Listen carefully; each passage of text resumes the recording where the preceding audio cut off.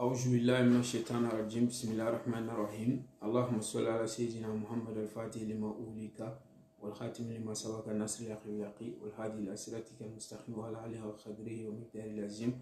Assalamu alaikum wa rahmatullahi wa barakatuh. Mes frères et sœurs, je vous salue tous. Rabbi shrah li sadri wa yassir li amri wa halul uqdatan min lisani wa yafqahu qawli. Assalamu alaikum wa rahmatullahi wa barakatuh. Mes frères et sœurs, je vous salue tous. Alhamdulillah Rabbil Alamin. Aujourd'hui, je suis là pour vous partager parmi les plus grands secrets de Surat al-Ikhlas. Surat al-Ikhlas est un surat très incroyable sur le Coran parce que un seul surah qui est venu, qui n'a pas de conditions, qui ne nous ordonne pas, qui ne nous empêche pas de faire quelque chose. Donc c'est Surat al-Ikhlas, parce que tout ça là, ça parle d'Allah subhanahu wa ta'ala. Donc, Alhamdulillah Rabbil Alamin, ces qualités de surah, il n'y a qu'un seul qui est Surat al-Ikhlas. Alhamdulillah, qui ne rencontre pas des histoires aussi. Mais ça parle qu'Allah subhanahu wa ta'ala.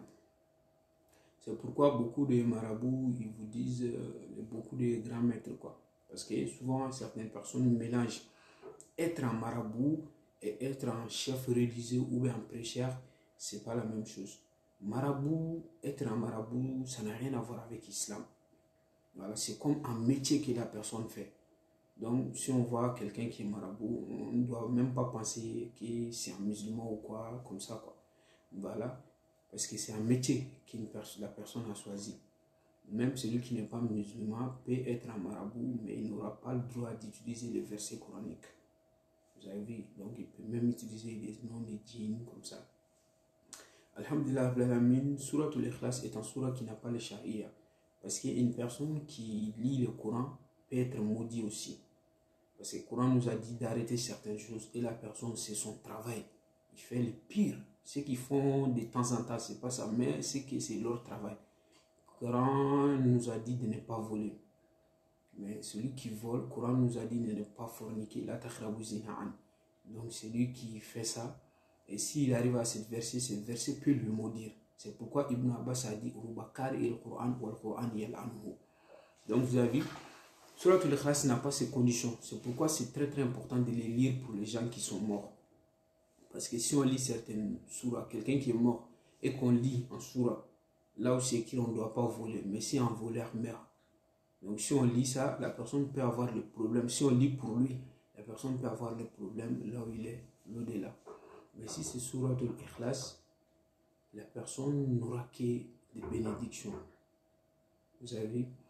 Donc, alhamdulillah, cette méthode est une méthode de Surat al-Ikhlas. 2 rakas, ce n'est pas difficile à faire. 2 rakas seulement et le doigt de Surat al-Ikhlas. Alhamdulillah, celui qui veut avoir très rapidement, exaucement levé, la personne peut le faire vendredi nuit. Si on dit demain c'est vendredi, la personne peut le faire aujourd'hui. Vous avez.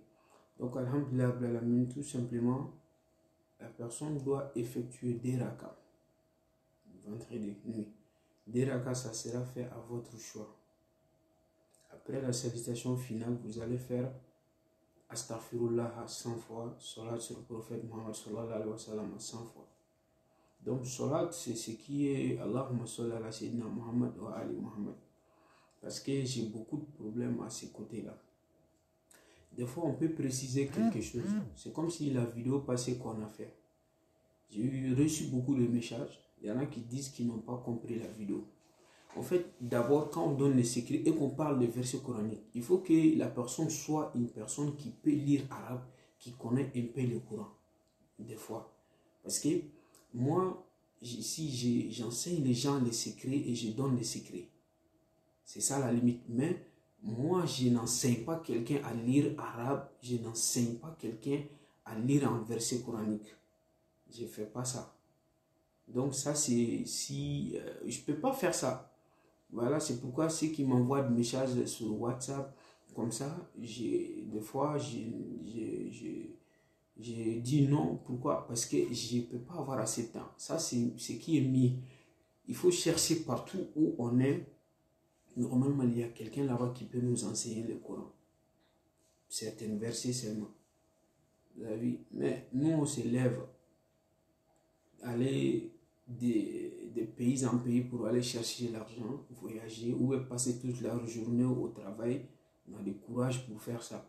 Mais le courage d'apprendre les versets coraniques, on n'a même pas le courage sur ça. Bon, alors que même sur YouTube, il y a beaucoup de gens qui ont fait des vidéos, comment apprendre telle sourate, comment apprendre telle sourate. Donc, moi, c'est ça. D'abord, si on dit lire cette verset, il y en a qui disent, je ne comprends pas, moi qui ne sais pas lire arabe, je fais comment? Il faut aller apprendre à lire arabe. Moi, je ne peux pas t'apprendre à faire ça, je n'ai pas assez de temps pour ça. Donc, il faut toujours savoir, chaque personne qui me contacte, que c'est un numéro que vous avez trouvé sur les réseaux sociaux et que tu n'es pas la seule personne qui me contacte. Il faut toujours savoir ça. Même des fois, un numéro qui est sur les réseaux sociaux, donc il faut toujours aller en direct, poser des questions. Moi, j'ai mis les numéros pour répondre aux questions. Un exemple, si j'ai mis en vidéo et il y a quelque part que la personne n'a pas compris, je peux lire ça. Mais il y en a qui font juste les captures vidéo, ils m'envoient ça et on me demande de les réexpliquer ça. Vous avez vu? Donc, alors que ça peut trouver que c'est des choses qui sont écrites dans mon livre. Donc, il y a des choses que je n'ai pas tout en tête. Vous avez vu? Donc, c'est pourquoi c'est très très difficile. Il faut toujours écouter bien et comprendre.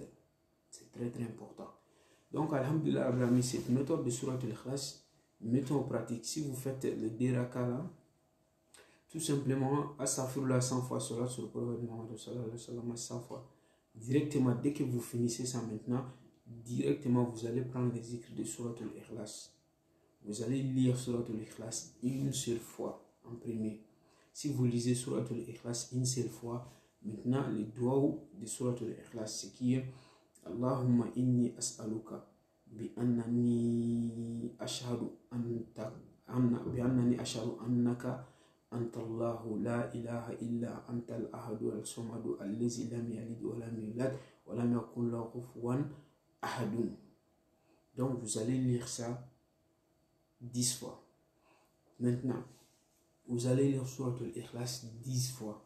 Cette doigt-là que vous voyez sur l'écran, vous allez lire ça aussi 10 fois.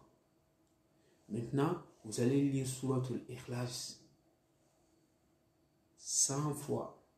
Et vous allez lire cette doigt-là 10 fois.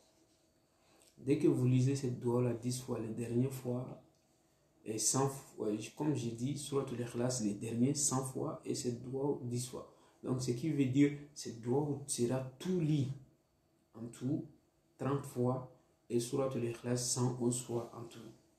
De la manière que j'ai expliqué. Donc, directement, vous allez demander à Allah subhanahu wa ta'ala ce que vous voulez. Donc, toujours, il faut mettre dans votre tête que les nafilas sont des choses, c'est Allah subhanahu wa ta'ala qui exauce toutes les vœux. Donc, des fois, on peut faire ça. On peut même attendre des mois sans avoir les résultats à notre faveur. Mais il ne faut pas vous arrêter. Il faut le répéter. Parce qu'il faut toujours comprendre. Exaucement des vœux, ça vient de nous-mêmes. Ça vient de nous-mêmes. Des choses que l'on fait. Parce que les péchés, ça met comme en barrière entre un humain et Allah subhanahu wa ta'ala. Mais celui qui ne fait pas de péchés et qui prie, qui est toujours concentré à prier, à prier, à prier, à prier tout le temps, c'est cette personne qui sera rapprochée d'Allah subhanahu wa ta'ala. Il y a un verset coranique qui nous montre ça. Là où Allah subhanahu wa ta'ala a dit وَالَّذِينَ جَاهَدُوا فِينَا لَنَهْدِيَنَّهُمْ سُبُلَنَا إِنَّ اللَّهَ لَمَعَ الْمُحْسِنِينَ. Que ceux qui font effort, nous on les rapproche à nous et on est parmi les bienfaiteurs. Donc vous avez vu, il faut toujours avoir le courage et puis c'est pourquoi les grands maîtres qu'on a vus, ils font des mois, des années, ils font des khalwa.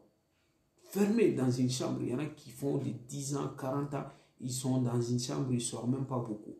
Ils font que des prières, prier, prier, prier, prier. Donc prière, il faut avoir le courage et répéter. Ça c'est très très efficace et puis c'est très très facile aussi. Parce que la prière c'est comme ça, au début on ne peut même pas faire 100. Mais 100, ça viendra quelque chose de 2 minutes, 3 minutes pour nous. Jusqu'on va faire 1000, jusqu'on va faire 30 000 par jour. Vous avez vu? Donc c'est comme ça. Qu'Allah subhanahu wa ta'ala met la baraka à tous ceux qui veulent pratiquer ce secret. Aujourd'hui je vous laisse ici. Et à la fin de votre doigt, ne m'oubliez pas dans vos doigts. Qu'Allah met la barque à tous ceux qui veulent faire ça.